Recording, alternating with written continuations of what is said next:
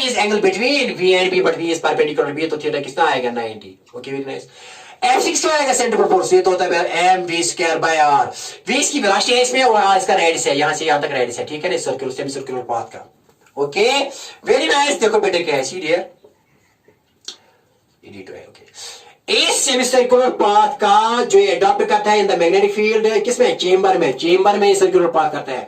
और फिर अगेन आता है गैप, गैप में आता है तो इलेक्ट्रिक फील्ड यहां काम करता है, गैप में इलेक्ट्रिक फील्ड काम करता है। लेकिन ये चेंबर में कौन काम करता है बेटा, चेंबर में काम करता है मैग्नेटिक फील्ड, वही सर्कल देता है और वही मैग्नेटिक फील्ड इसको अगेन लाता है किसमें, यहां। लेकिन इसका टाइम पीरियड, इस time of rotation of this charged particle should be time of rotation of this, semi time period of this should be equal to semi time period of this, क्योंकि polarity change होनी चाहिए। इस वक्त ये जब ये gap में आता है, इस वक्त ये पोलरिटी फिर चेंज होती है। इस वक्त ये नेगेटिव था ना, यहाँ ये नेगेटिव क्या था, पॉजिटिव। जब ये गैप में आएगा ये नेगेटिव बनना चाहिए, पॉजिटिव, तभी एक्सीलेट हो जाएगा, ठीक है ना। जब ये गैप में आ जाएगा पोलरिटी चेंज हो जानी चाहिए। अगर ये पॉजिटिव था ये नेगेटिव बनना चाहिए, अगर ये नेगेटिव था ये पॉजिटिव बनना चाहिए, तभी एक्सीलेट हो जाएगा। अगर ऐसा नहीं हो, polarity of this does not match with the rotation of this, तो ये एक्सीलेट नहीं हो जाएगा, and that is limitation of this, ठीक है ना, वो आगे बताएंगे। देखो बेटा फिलहाल ये लॉरेंटस फोर्स, मैग्नेटिक फोर्स जो लॉरेंटस है ना, वो देता है इसको सेमी सर्कुलर पाथ। जब सेमी सर्कुलर पाथ देता है तो इसके लिए एक फोर्स की जरूरत है, that force is centripetal force. तो मैग्नेटिक फोर्स करता है Lorentz, magnetic force providers is equal to, provide क्या करता है, centripetal force. Centripetal force circle देता है, that is mv square by r। तो बता बेटा थीटा कितना है, यहाँ थीटा है 90, तो बेटा sin 90 1 के बराबर, sin 90 किस बराबर, 1 के बराबर, ठीक है ना। ओके देखो बेटा अब यहां लिखेंगे QVB, बिकॉज sin 90 1 के बराबर है, sin, तो QVB लिखेंगे is equal to mv square by r। देखो बेटा v और v कैंसल, तो बता दिया r किसके बराबर आएगा, r आएगा बेटा बराबर mv, ये QB बेटा डिवाइड हो जाएगा QB। This is the radius of this semi circular path in D1। क्या लिखेंगे यहां, दिस इज द रेडियस, क्या है बेटा, this is the radius of, this is the radius of, बेटा रेडियस ऑफ किसका है, this is the radius of semi circular path, semi circular path in बेटा किसमें, in D1, in the D1। Okay very nice. Let it takes, कितना time लगता है, let it takes time t small t, let it takes time t, कितना लगता है, time t small t, to cover semicircular path, to cover this semicircular path। इस semicircular path को कितना time लगता है इसको कवर करने में, लेट मान लीजिए कि ये t है, स्मॉल t है, let small t is the, let small t, ये r पहले लिखो, r किसी बात आया बेटा mv by qb, जबानी लिखो यहाँ, इसकी लिखो इक्वेशन नंबर फर्स्ट लिखो यहाँ, इक्वेशन नंबर फर्स्ट लिखो। अब कितना टाइम, मान लीजिए कि इसको D1 में कितना टाइम लगेगा, t to cover this semi circular path, semi circular path.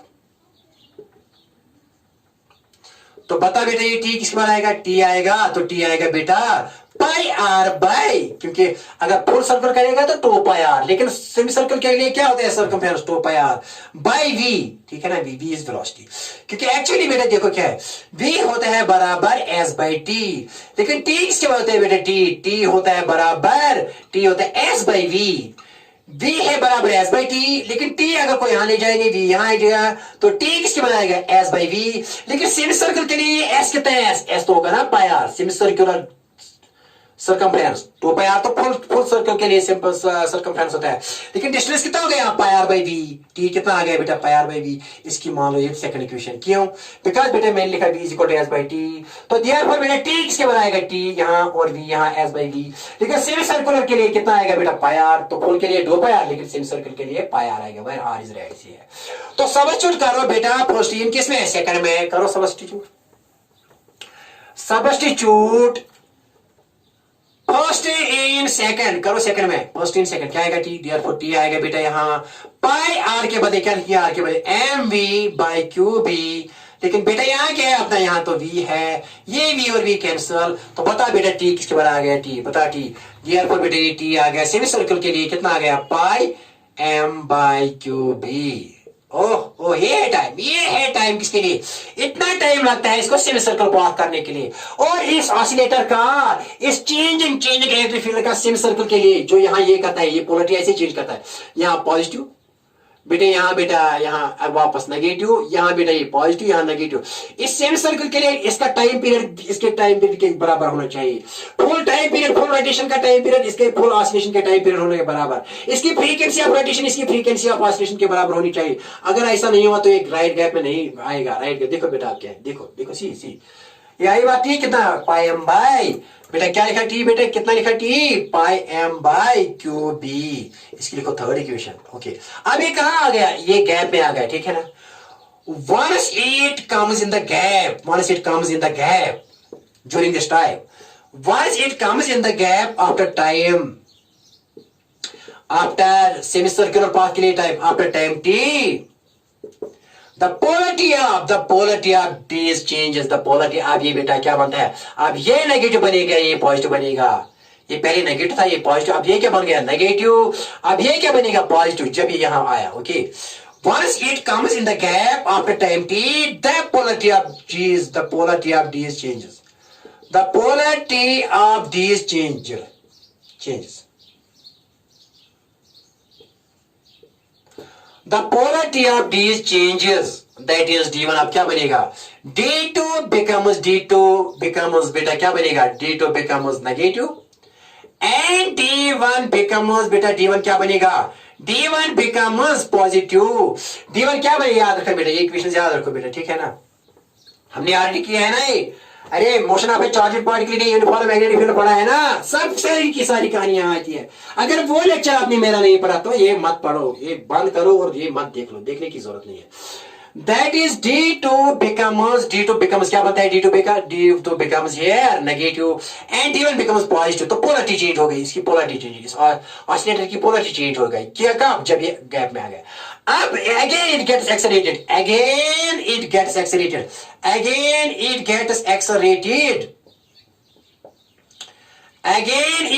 accelerated in the gap। किसमें एक्सलेरेट हो गया बेटा, in the gap। Again it gets accelerated in the gap। ऐसे आए बेटे, ऐसे देखो, यहाँ है और यहाँ आ गया। अब यहाँ लेकिन बड़ा सर्कल बन गया, थोड़ा बड़ा सर्कल बन गया, यहाँ आ गया। क्यों, क्योंकि बेटा देखो क्या है, बताएंगे समझाएंगे। देखो बेटा, हमने R निकाला, R is equal to m v by q B, R के लिए एक्सप्रेशन देखो बेटा, जितना m is constant, q is constant, b is constant, r is proportional to v। जितनी बेटा स्पीड ज्यादा बनेगी, क्योंकि ये ईच टाइम यहाँ गैप में ये इंक्रीज हो रहा है, एक्सीलरेट हो रहा है। देखो बेटा, मान लीजिए कि यहाँ उन्हें 2 मीटर पर सेकंड है, यहाँ गैप में दे दी उसने, लेकिन ये 2 मीटर पर सेकंड यहाँ चलता है, इसमें कॉन्स्टेंट रफ्तार से। जब यहाँ 2 मीटर आ गए, यहाँ ये अगेन 2 मीटर देता है, अब ये 4 मीटर पर सेकंड जाएगा। जब इसमें तो ये 4 मीटर पर सेकंड, यहाँ 4 कॉन्स्टेंट रहेगा, लेकिन जब यहाँ जाएगा तो अगेन 2 मीटर, तो 6 मीटर पर सेकंड यहाँ जाएगा, बड़ा सर्कल बनेगा। तो R is directly proportional to V। जितना रेडियस बढ़ेगा, जितना वेलोसिटी बढ़ेगी, इतना रेडियस बढ़ेगा, इतना सर्कल बढ़ेगा यहाँ, तो यहाँ बिगर सर्कल होगा, ठीक है ना। Again it gets accelerated in the gap। अगर ये 2 था यहाँ, लेकिन अब 2 अब 4 बन गया। जब वेलोसिटी इंक्रीज हो गई तो रेडियस बढ़ेगा जना। Again gets accelerated in the gap and with increased radius in the gap, increased radius in the gap, in the बेटे किस, in the D2 chamber, D2 में। और बेटे D2 में अगेन क्या कर रहे हैं, सर्कुलर पाथ। क्यों कर रहे हैं बेटा, क्यों, जब वेलोसिटी अब ऐसी है, अब ये देखो बेटा, नीचे क्या है, नीचे तो मैग्नेटिक फील्ड है, नीचे मैग्नेटिक फील्ड, ये क्या है, velocity according to field left hand rule, ये क्या है, ये बेटा देता है फोर्स। देखो बेटा, अब यहाँ देखो, यहाँ ये बेटा, यहाँ मैग्नेटिक फील्ड डाउनवर्ड्स, ये बेटा वेलोसिटी, तो फोर्स कहाँ आएगा, ये यहाँ खींचेगा, इसको यहाँ लाएगा। अब यहाँ अगर वेलोसिटी है, देखो बेटा वेलोसिटी, तो फोर्स यहाँ है, अगर वेलोसिटी यहाँ है तो फोर्स यहाँ है, तो यहाँ सर्कुलर पाथ अडॉप्ट करेगा अगेन इसमें। अगेन बेटा ये प्लस क्यू क्या करेगा, सर्कुलर पाथ, तो ऐसे आएगा, बट बिगर यहाँ ऐसे बेटा। अब देखो बेटा क्या है, again it gets accelerated in the gap and with increased radius in the D2 because, क्यों, because V is directly proportional to R, ठीक है ना। तो ये एक्सीलेट हो गया, यहाँ क्या मिल गई, अगर यहाँ 2 मीटर था यहाँ इसमें, लेकिन यहाँ अगेन 2, तो ये किस रफ्तार से, मान लीजिए 4 मीटर पर सेकंड से चलता है, यहाँ कांस्टेंट रफ्तार से चलता है इस D2 में। लेकिन यहाँ जब ये गैप में आया तो पोलरिटी चेंज हो गई, ये पोलरिटी आप क्या बन गई, यहाँ नेगेटिव, ये बन गई पॉजिटिव। तो polarity should be changed, when polarity of this changes, it should be changed according to the path of this semicircle, the time period of the semicircular must be time period of the changing polarity, ठीक है ना। तो frequency of this must be equal to frequency of rotation. Time period of changing of this must be, of this oscillator must be time period of rotation. ठीक है ना? Okay, very nice. तो अब क्या बेटा, अब ये एक्सीलेट हो गया. अब ये जब ये 4 मीटर से यहाँ जाएगा, अगेन ये एक्सीलेट हो जाएगा. किससे जाएगा? 6 मीटर से. 6 मीटर यहाँ ज्यादा, तो बड़ा रेडियस बनेगा. और यहाँ 6, तो 6 अगेन यहाँ एक्सीलेट हो जाएगा, तो 8 मीटर ये बड़ा बड़ा बड़ा बनेगा. तो बड़ा बड़ा सर्कल बनेगा. आई बात समझ में? बात आई. But each time when it arrives there in the gap accelerate हो रहा है, लेकिन फिर यहाँ कांस्टेंट वेलोसिटी रहती है. वो वेलोसिटी जो इसकी इंक्रीजिंग वेलोसिटी वो कांस्टेंट रहती है. लेकिन यहाँ गैप में अगर यहाँ मान लीजिए 4, यहाँ गैप में अगेन 2 से तो 6, लेकिन 6 यहाँ कांस्टेंट रहता है. अगर यहाँ तो अगेन 6 2 हो गई तो 8, तो अगेन ये increase in the with the increase in radius इसकी वेलोसिटी इंक्रीज होती है, काइनेटिक एनर्जी इंक्रीज होती है. तो इसका मतलब है कि एक्सीलेट हो रहा है और खतरनाक एक्सीलरेशन प्रोड्यूस होता है. फाइनली यहाँ बेटा यहाँ जाती है, यहाँ तो यहाँ टारगेट होता है. बेटा देखो यहाँ कोई टारगेट है न्यूक्लियस, और फिर इस न्यूक्लियस पर बमबारी करते हैं. इस न्यूक्लियस पर बमबारी करते हैं. यहाँ एक विंडो है, इस विंडो से यहाँ बेटा जाते हैं यहाँ ऐसी. देखो बेटा ये समझाएंगे साफ साफ तरीके से. देखो अब ईच टाइम क्या बनता है. ईच टाइम बेटा ये ऐसे तो पहले पहुंचा ना, अब यहाँ पहुंच गया ना बेटा. देखो देखो सीरियर ये यहाँ यहाँ यहाँ दिखाएंगे आपको, बाद में दिखाएंगे. अब यहाँ पहुंच गया D2 में with bigger radius. ठीक है ना, bigger radius. Okay, very nice. देखो बेटा, once again it gets accelerated in the gap and with increased radius in the D2, that is V is directly as because बेटा क्यों V is directly proportional to R. Now once it arrives in the gap, again जब ये gap में once it arrives in the gap, ये कौन इसको circle देता है? यहाँ कौन इसको सर्कल देता है? ये मैग्नेटिक फील्ड देता है ना. when V is perpendicular to B, it adopts a circular path. वो मैंने ऑलरेडी पढ़ा है आपको. ठीक है ना, ऑलरेडी पढ़ा है आपको. तो now once it arrives in the gap, again it gets accelerated. क्या होता है बेटा? एक्सेलरेट हो रहा है. Again it gets accelerated. With जब एक्सेलरेट अगर यहाँ ज्यादा वेलोसिटी तो बड़ा सर्कल बनेगा. तो each time once it arrives in the gap तो बड़ा बड़ा सर्कल बनेगा. तो फाइनली यहाँ ऐसे आएगा. मैं अब यहाँ बेटा थोड़ा ये समझाने के लिए यहाँ विंडो है, और बेटा इसी विंडो यहाँ मैग्नेटिक फील्ड होता है. यहाँ कुछ मान लीजिए कि फील्ड होता है. यहाँ भी अगर ये पॉजिटिव, यहाँ भी पॉजिटिव रखेंगे, यहाँ पॉजिटिव, तो पॉजिटिव इसको बेटा रिपल करेगा तो ये सीधे जाएगा. अगर यहाँ भी पॉजिटिव रखेंगे, यहाँ भी पॉजिटिव, ये सीधे जाएगा पॉजिटिव चार्ज पार्टिकल. और टारगेट को ट्रेमेंडस अमाउंट से, क्योंकि आखिरी सर्कल में जबरदस्त क्या होगी, इसकी काइनेटिक एनर्जी होगी जबरदस्त बेटा. ठीक है ना. चलो एक और सर्कल लिखेंगे यहाँ आपकी खातिर, एक और सर्कल लिखेंगे आपकी खातिर, एक और सर्कल, ताकि यहाँ बेटा एक और सर्कल ऐसी बेटा. ठीक है ना, ऐसी. तो एक और सर्कल बड़ा यहाँ बेटा ऐसी आपको तसल्ली, आपको ताकि खुश रहो आप.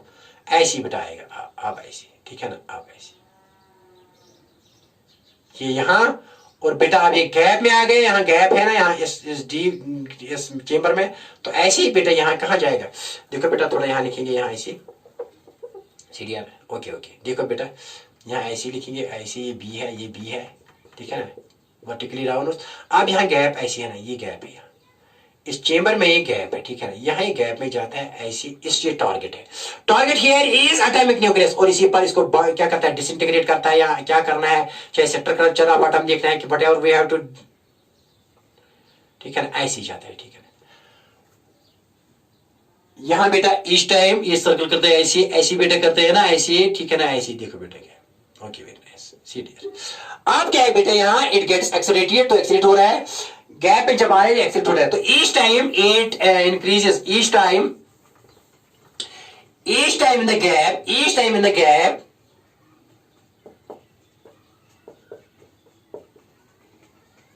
its speed gets increased. Its speed gets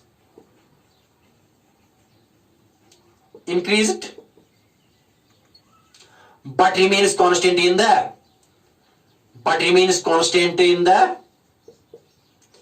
the chambers.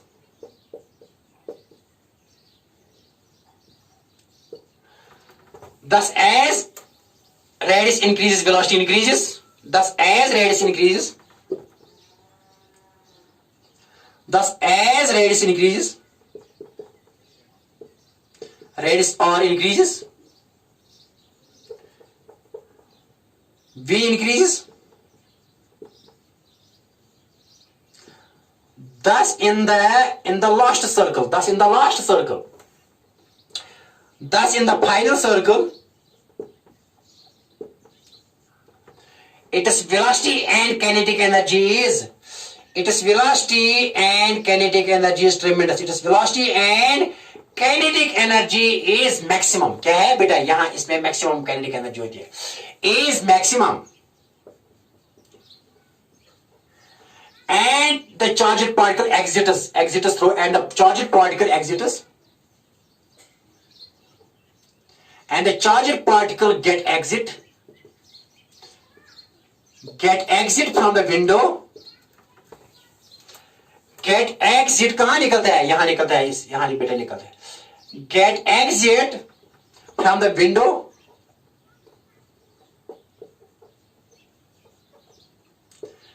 with maximum kinetic energy and hits the target.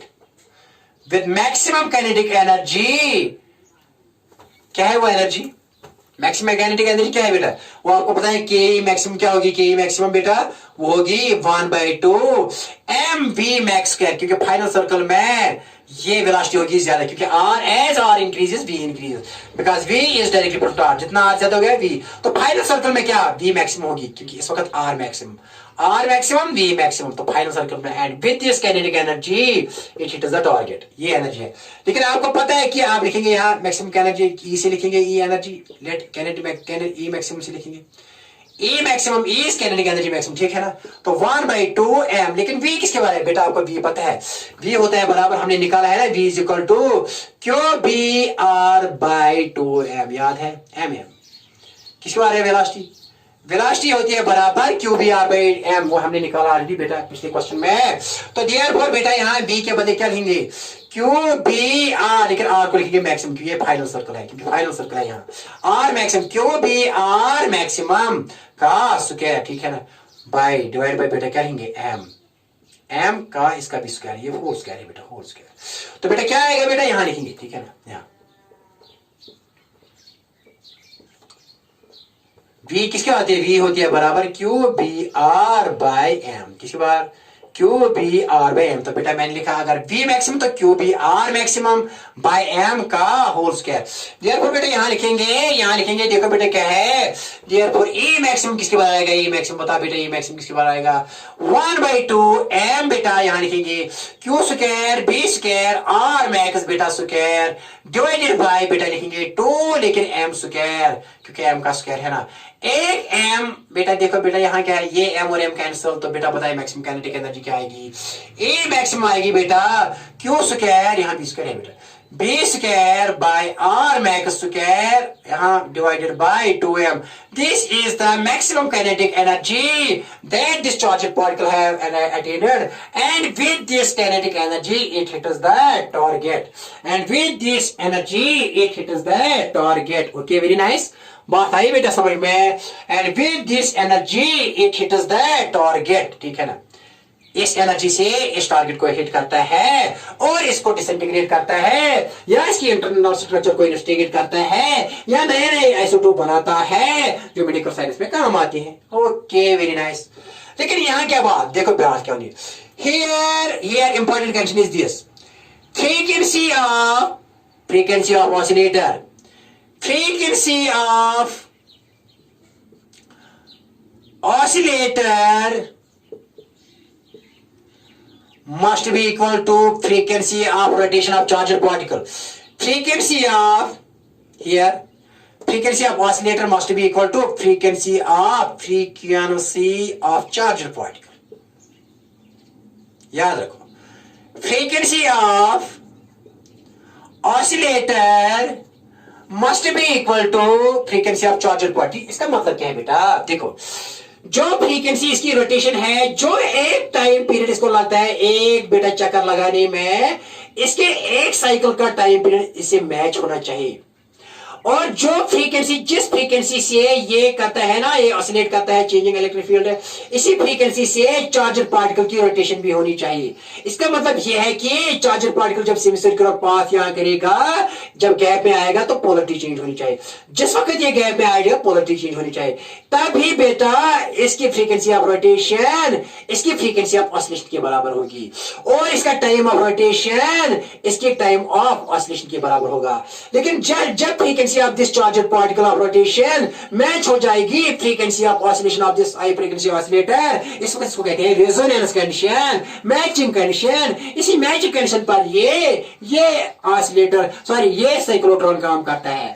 अगर कभी ये गैप में नहीं आया तो ये डिफेक्ट है किसका, ये साइक्लोट्रॉन का। और इसीलिए नए नए तर्ज के इंस्ट्रूमेंट बनाए गए हैं which are advanced to this cyclotron, and this is known as synchrocyclotron. Other betatron, there are different types of accelerators which are modified form of this. लेकिन हमें सिलेबस में सिर्फ पढ़ना है cyclotron, and that is more than sufficient so far as your standard and so far as your syllabus is concerned.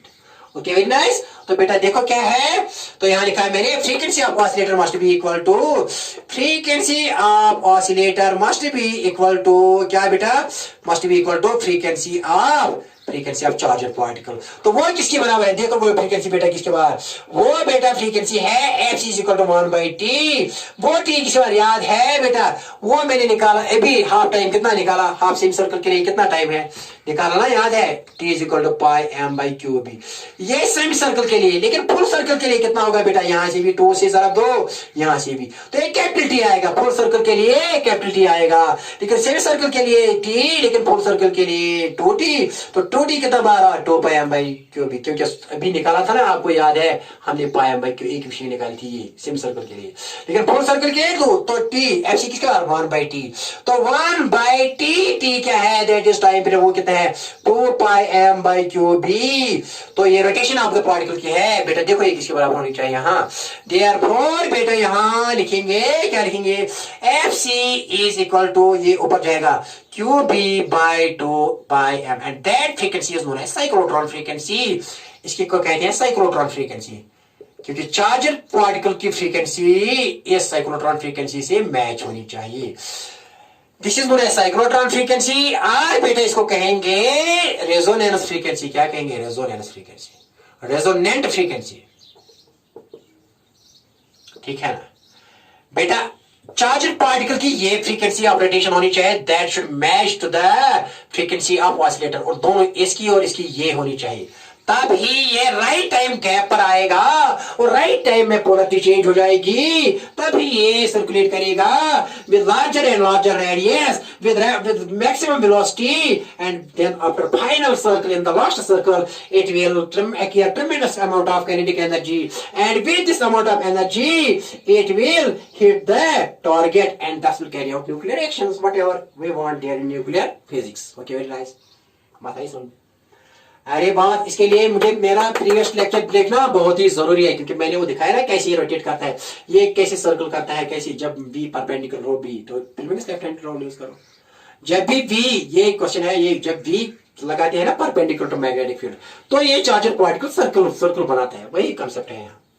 लेकिन polarity change होती है, जैसे कि यहाँ अगर ये D1 नेगेटिव, तो जब D1 यहाँ ये एरग में आया तो D2 नेगेटिव बन गया, जब ये यहाँ आ गया तो D1 नेगेटिव, जब ये यहाँ आ गया तो D2 नेगेटिव, ठीक है ना। तो ऐसे ही करता है, तो फाइनल में क्योंकि जितना R बढ़ता है इतनी क्या बढ़ती है इसकी वेलोसिटी, क्योंकि मैंने लिखा ना, देखो बेटा V होता है बराबर q B r by m, ठीक है ना। तो Q is constant, V is constant, M is constant, तो R क्या, जितना R ज्यादा इतना V ज्यादा, ठीक है ना।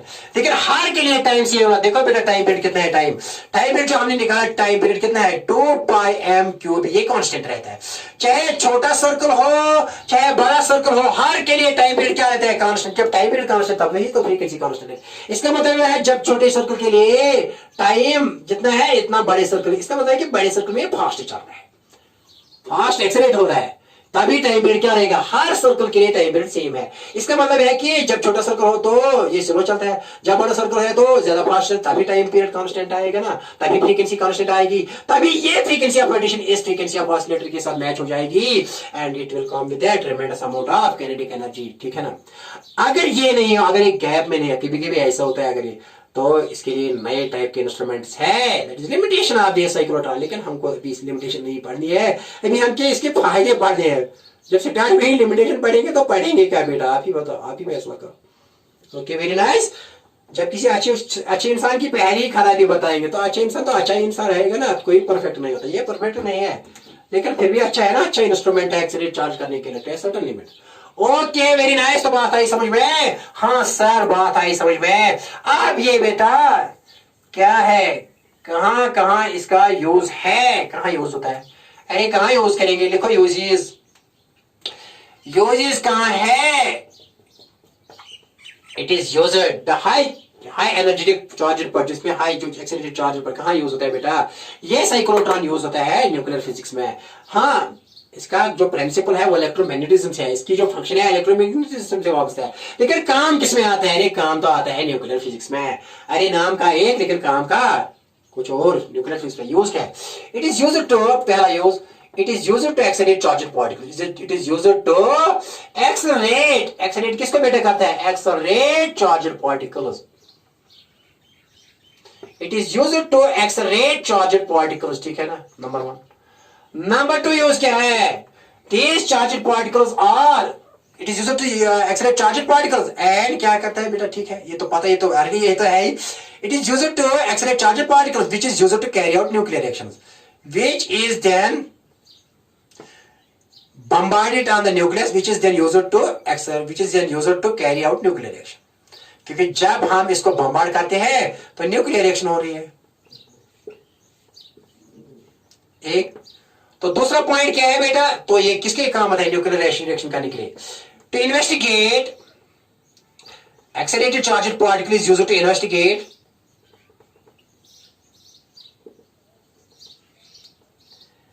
accelerated charged particle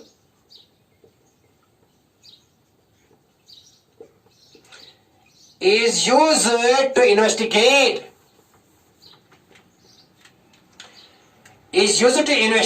क्या इन्वेस्टिगेट करता है? is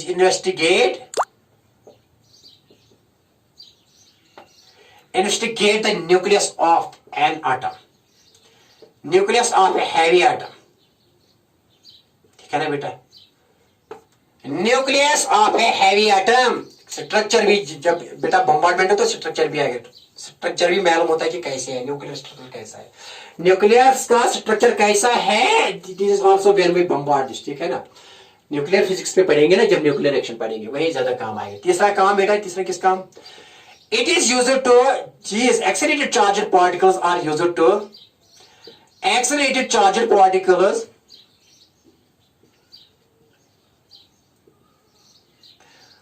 are used in nuclear physics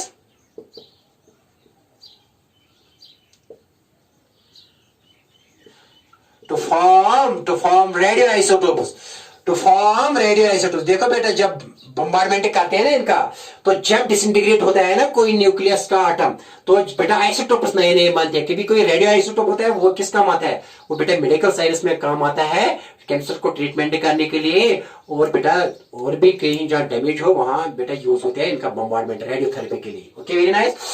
is used to form radio isotopes. तो आपको पता है कि radio isotopes are used there in medical sciences. Okay, तो तीसरा और चौथा क्या है?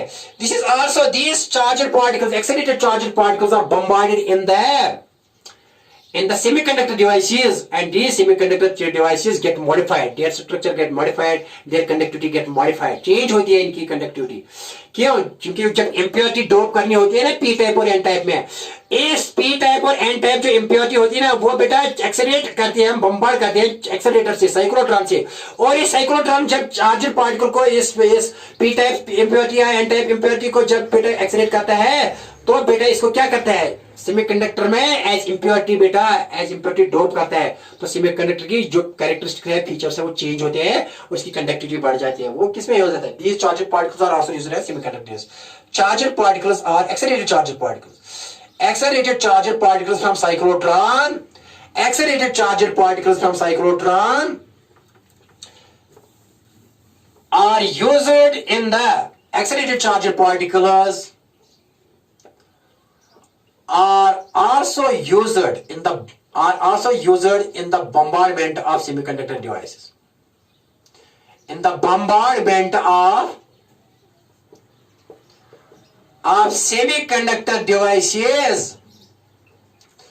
In the bombardment of बेटा किसमें? In the bombardment of semiconductor devices. In the bombardment of semiconductors. In the bombardment, so as to change their properties. So as to change their या modify their properties. वही पढ़ेंगे semiconductor devices में. So as to change their properties. Modern physics में ये काम आता है. अरे किसमें? अरे सेमीकंडक्टर डिवाइसेस भी मॉडर्न फिजिक्स है ना, न्यूक्लियर फिजिक्स भी मॉडर्न फिजिक्स है. अरे खुद तो क्लासिकल का इंस्ट्रूमेंट है लेकिन काम आता है मॉडर्न फिजिक्स में भी. Okay, very nice. तो बेटा आप इसकी लिमिटेशंस पढ़ेंगे. क्या पढ़ेंगे बेटा? लिमिटेशंस पढ़ेंगे आप इसकी. क्या पढ़ेंगे? लिमिटेशंस. Okay, very nice. देखो बेटा क्या अब लिमिटेशंस ऑफ साइक्लोट्रॉन. देखो बेटा क्या है limitations of बेटा पढ़ेंगे limitations of cyclotron. क्या है इसकी limitations? देखो बेटा limitations क्या है. पहली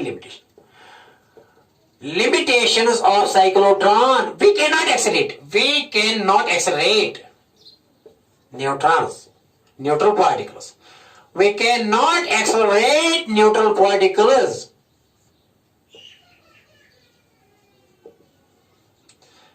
Just like neutrons.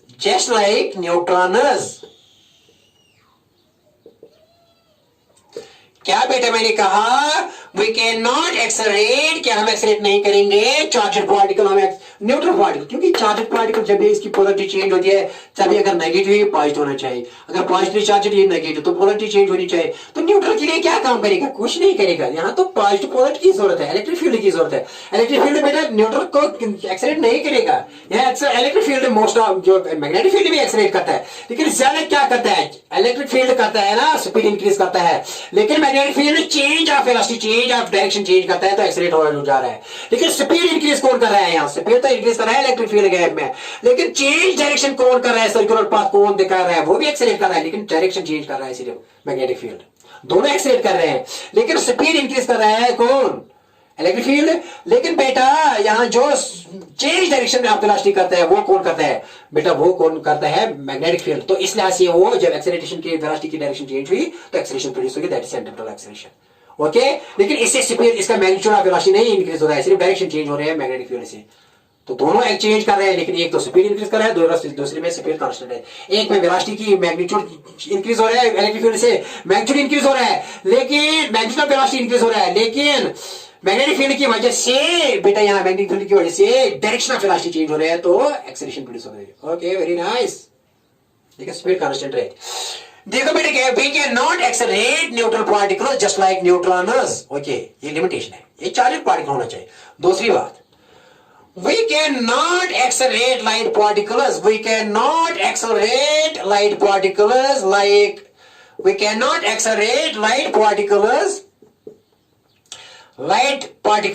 charged particles like light charged particles like electrons. बेटा इलेक्ट्रॉन हम एक्सेलरेट नहीं कर सकते हैं.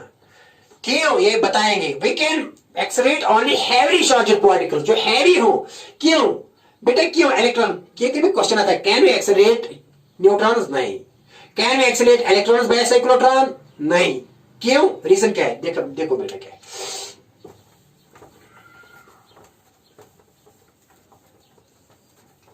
ये लिखा आपने, we can not accelerate light particles like electrons. नहीं, हम एक्सेलरेट कर सकते हैं. और तीसरी बात लिखो, फिर मैं डिस्कस करूंगा ये दो बातें. तीसरी बात भी लिखो, फिर मैं ये दो बातें डिस्कस करूंगा.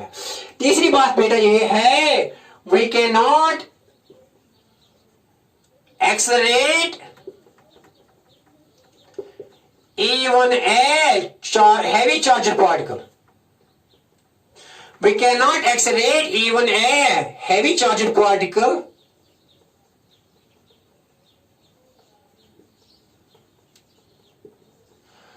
to a very maximum, to a very high energy, क्या बेटा लिखा मैंने, we can not accelerate even a heavy charger particle to very high energy. अरे दे सकते हैं हैवी चार्ज, लेकिन नॉट वेरी हाई, नॉट ज्यादा हम नहीं दे सकते हैं ना। क्या मैंने कहा, न्यूट्रॉन के लिए यूज नहीं होगा। अरे इलेक्ट्रॉन भी वो एक्सरेट नहीं हो जाएगा, लाइट है, तो समझाऊंगा क्यों। तीसरी बात क्या लिखी मैंने, अरे we can not even heavy charger particle की भी हम एप्रिशिएबल मैक्सिमम काइनेटिक एनर्जी नहीं देख सकते हैं। अब क्वेश्चन है, सर पहले बताइए इलेक्ट्रॉन क्यों नहीं, क्यों इसको इलेक्ट्रॉन को क्यों हम एक्सरेट नहीं कर सकते हैं। और दूसरा सर ये बताइए कि हम हैवी चार्जर पार्टिकल की लार्ज एक्सटेंट तक क्यों नहीं इसकी एनर्जी दे सकते हैं, क्यों नहीं इसको लार्ज एक्सेलरेशन दे सकते हैं इस साइक्लोट्रॉन की वजह। ये बताओ, ये 2 पॉइंट डिस्कस करेंगे, पहले इलेक्ट्रॉन की फिर इसकी। देखो बेटा, चलो इलेक्ट्रॉन की पहले करेंगे। दूसरा पॉइंट, न्यूट्रॉन तो पहला पॉइंट था, neutrons can not be accelerated. दूसरा पॉइंट क्या लिखा, electrons can not be these are light. देखो बेटा क्या होता है, ये लाइट पार्टिकल जो होते हैं they acquire maximum energy with no time, क्योंकि लाइट होते हैं। जब ये विद नो टाइम बेटा क्या एक्सपेयर करते हैं बेटा, with no time and they acquire with no time बेटा, okay, when with no time they get accelerated. अरे देखो आउट ऑफ स्टेप, अभी तो पोलरिटी चेंज नहीं हो रहा है ना, पोलरिटी चेंज होने से पहले ही उन्हें जंप किया हो तो आउट ऑफ स्टेप जाते हैं, तो एक्सीडेंट नहीं होता है। राइट टाइम पर ये गैप में आनी चाहिए, तभी पोलरिटी चेंज हो जाएगी, तभी एक्सीडेंट हो जाएगा।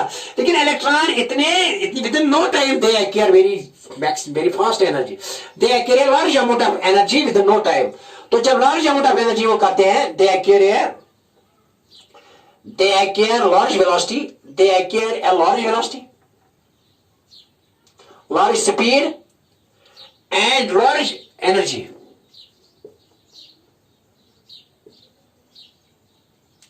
With no time,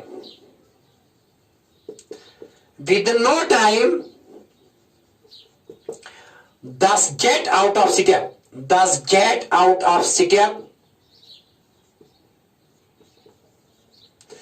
they're in the oscillating field. Oscillating field अभी तो पोलरिटी चेंज नहीं हुई होती है, ये तो पहले ही क्या जंप किए करते हैं, आउट ऑफ स्टेप जाते हैं। देखो बेटा इतनी फास्ट होते हैं, देखो जबरदस्त वेलोसिटी बनती है इनकी, तो अभी ये पोलरिटी चेंज होती है कि ये गैप में आउट ऑफ स्टेप हो जाते हैं। आउट ऑफ स्टेप मतलब बेटा ये अभी पोलरिटी नहीं है, अभी पोलरिटी नहीं होती है, ये तो पोलरिटी से पहले ही जंप करते हैं। तो पोलरिटी से पहले जब आउट ऑफ स्टेप हो जाते हैं तो राइट टाइम पर यहां स्टेप में नहीं आते हैं, पोलरिटी चेंज होने से पहले गैप में आते हैं। जब पहले की गैप में आ गई तो कहां एक्सीडेंट हो जाएगी। देखो बेटा सपोज इसकी D1 की क्या है, मान लीजिए इलेक्ट्रॉन है, यहाँ ये पॉजिटिव है, यहाँ ये जब इतनी फास्ट है, फास्ट किया, एक चक्कर 1-2 चक्कर करता है, मान लीजिए कि तीसरे चक्कर में जब आया, तो तीसरे चक्कर में जब ये इलेक्ट्रॉन आया, सपोज ये मान लीजिए पॉजिटिव, अभी यहाँ जहां ये आया ये भी पॉजिटिव है, अरे ये भी पॉजिटिव है, देखो ये पॉजिटिव है, सॉरी ये भी नेगेटिव है कि ये पोलरिटी चेंज नहीं है। जब ये नेगेटिव है तो नेगेटिव ये यहाँ इसमें नहीं आता है, आउट ऑफ स्टेप जाता है। आउट ऑफ स्टेप का मतलब ये पहले ही आता है, अभी पोलरिटी तो यहाँ पॉजिटिव होती है, यहाँ नेगेटिव होती है, क्योंकि जब ये गैप में आने चाहिए इस वक्त यहाँ इसकी पोलरिटी पॉजिटिव होनी चाहिए, लेकिन यहाँ जब ये गैप में आता है इस वक्त यहाँ पोलरिटी तो नेगेटिव है, तो यहाँ कहाँ इसको अट्रैक्ट करेगा, तो ये आउट ऑफ स्टेप, इसी को कहते हैं out of step. They acquire a large speed and large energy with no time and thus get out of step there in the oscillating electric field.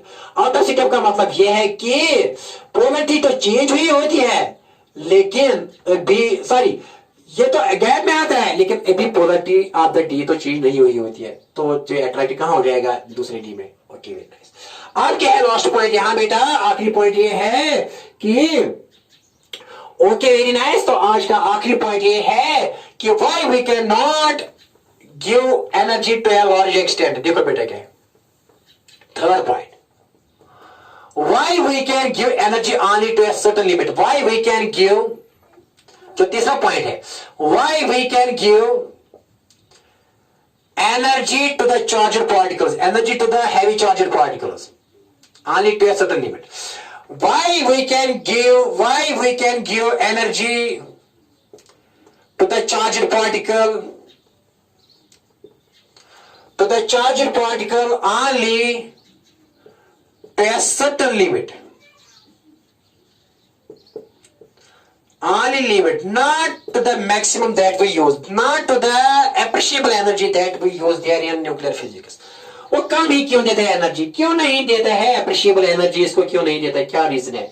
Heavy charge particle को भी क्यों काम ही देता है, रीजन क्या है? देखो बेटा क्या है, see here we know here, यहाँ बेटा देखो क्या है, यहाँ आइंस्टाइन मास एनर्जी रिलेशन काम आती है, देखिए आपने, देखो बेटा क्या है, सी हियर वी नो क्या है, क्यों होता है? वी नो बेटा m is equal to mass of the charge, m not divided by under root 1 minus v square by c square. This relation is known as mass energy relation. क्या इसको कहते हैं बेटा? Mass energy relation. देखो बेटा क्या, जे m not है रेस्ट मास, m नॉट क्या है बेटा? m नॉट है इज रेस्ट मास. क्या है? m is mass of charge particle, mass of charged particle when its velocity is v. This is mass of the charged particle when इसकी velocity कुछ यहाँ है, कुछ velocity. Mass of the m is mass of the charged particle when velocity is v. When velocity of speed is इसकी क्या है? When its speed is v. And m naught क्या है? m naught is rest mass. जब ये rest में होता है, अभी वो एक्सीडेंट नहीं किया है हमने इसको, अभी इसको वेलोसिटी नहीं दे. What is m naught? m naught is rest mass of charged particle. What is c? c is constant here. c is बेटा, c यहाँ किसके पास? c is 3 into 10 power 8 metre पर, ये कांस्टेंट है इस इक्वेशन में. लेकिन इसका वैल्यू कितना है? इसका इस कांस्टेंट का वैल्यू है 3 into 10 raised power 8 मीटर पर, एंड दैट्स हियर कांस्टेंट, ये कांस्टेंट है. तो m नॉट भी यहाँ कांस्टेंट है और ये c स्क्वायर भी कांस्टेंट है. चेंज क्या हो रहा है? This m is increasing with v. देखो बेटा, अगर ये v इंक्रीज हो रहा है 1 बाय ये, तो बेटा डिक्रीज हो रहा है, तो m इंक्रीज हो रहा है. समझ लो, समझ लो. मैंने इलेक्ट्रोस्टैटिक्स में भी कहा था. क्या बेटा? यहाँ देखो बेटा क्या, m is equal to m not divided by under root 1 minus v square by c square. देखो बेटा, अगर ये v इंक्रीज हो गई, अगर v इंक्रीज हो गई, v तो यहां इंक्रीज हो रही है, v इंक्रीज होने से 1, ये क्या, ये टर्म क्या होगी? डिक्रीज. ये सारी टर्म डिक्रीज होगी. क्यों? क्योंकि 1 minus v square by c square, यहां लिखिए, यहां लिखिए आप भी खाते. इफ v इंक्रीजेस, अगर v बेटा इंक्रीज होगा, क्योंकि v तो इंक्रीज होता है यहां साइक्लोट्रॉन में, 1 minus v square by c square बेटा डिक्रीज हो रहा है. डिक्रीज क्यों? जब v जितना ज्यादा ज्यादा हो गया, 1 माइनस ये इतना डिक्रीज हो जाएगा. 1 माइनस v स्क्वायर क्या हो जाएगा? Decrease. If v increases then बेटा क्या लिखा? 1 minus v square by c square decrease हो रहा है. जब ये नीचे वाली टर्म डिक्रीज होगी तो m क्या हो जाएगा? m इंक्रीज हो गया. m क्या होगा? इंक्रीज. तो mass increases with velocity, m increases with velocity. इसको कहते हैं मास वेरिएशन रिलेशन. क्या कहते हैं इसको? इस रिलेशन को कहते हैं मास वेरिएशन रिलेशन. क्या कहते हैं? मास वेरिएशन रिलेशन. ये भी न्यूक्लियर फिजिक्स में आएगी काम, मास वेरिएशन रिलेशन. ये बेटा न्यूक्लियर फिजिक्स में इसका ज्यादा एप्लीकेशन है, न्यूक्लियर फिजिक्स में. लेकिन यहां तो आएगा, थोड़ा लिमिटेशन तो देख रहा है ना. देखो बेटा मैंने क्या कहा, m is equal to m not divided by under root 1 minus v square by c square. If v increases, क्योंकि v तो इंक्रीज हो रहा है, तो 1 माइनस v स्क्वायर, 1 माइनस बेटे, हाँ 1 माइनस इफ v इंक्रीजेस, ठीक है ना, then 1 minus v square by c square बेटा डिक्रीज हो रहा है. जब ये डिक्रीज हो रहा है तो जब बॉटम, जब ये सॉरी बॉटम नहीं, जब बेटा ये डिनोमिनेटर डिक्रीज हो रहा है तो m क्या दिया? For m increase, m increase. याद रखो, जब m इंक्रीज हो जाएगा, क्योंकि जब इसकी वेलोसिटी बहुत ज्यादा हो जाएगी, जबरदस्त, comparable to the velocity of light, comparable to the velocity of light, इसका मास इंक्रीज हो जाएगा. जब मास इंक्रीज हो जाएगा तो t कितना? t should remain constant. t should remain constant. ये बेटा कांस्टेंट रहना चाहिए. t क्या रहना चाहिए? t should remain constant. लेकिन t चेंज हो जाएगा. क्यों? बिकॉज़ t किसके बराबर है? 2 पाई m divided by cube.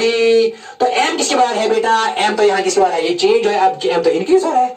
m क्या रहना चाहिए बेटा? m रहना चाहिए कांस्टेंट, क्योंकि time period should remain constant and frequency should remain constant. और इसकी फ्रीक्वेंसी के मैच होनी चाहिए. अगर ये नहीं हुआ तो ये राइट टाइम गैप में नहीं आएगा, या ये बेटा ये आउट ऑफ स्केप हो जाएगा. ये क्यों बेटा? ये राइट टाइम में क्यों? ये टाइम ज्यादा लेगा. देखो टाइम बढ़ जाएगा. ये m इंक्रीज होना, m क्या हुआ? इंक्रीज. जब ये m इंक्रीज हुआ, t इंक्रीज हुआ, तो इस टाइम ऑफ एडिशन इंक्रीज हुआ, ज्यादा टाइम लग गया इसको.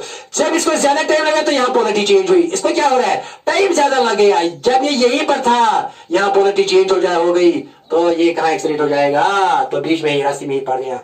और बेटा इसके साथ ही आज के लेकर खत्म हुआ चाहता है. आई बात समझ में? क्योंकि बेटा देखो क्या है, 2 पाई m के बदले देखो m नॉट बेटा ऐसे लिखेंगे यहाँ cube b divide by under root 1 minus v square by c square. तो ये इंक्रीज हुआ, जब ये इंक्रीज हुआ तो m भी t इंक्रीज हुआ.